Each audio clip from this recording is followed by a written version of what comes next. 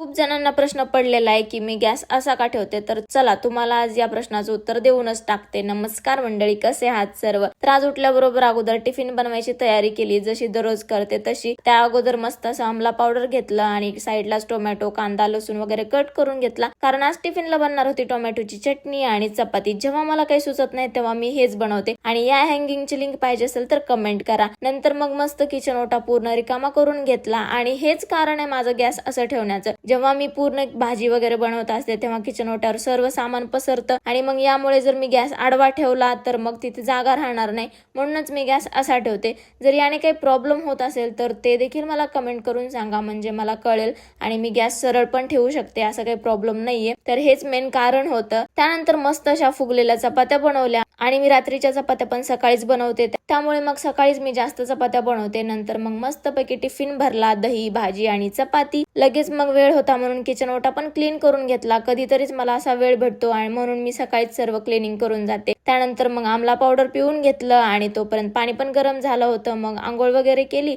आणि ऑफिसला जाण्यासाठी रेडी झाले. चला भेटूया मग उद्याच्या व्लॉग मध्ये. तोपर्यंत काळजी घ्या. Thank you so much for watching. Okay, bye.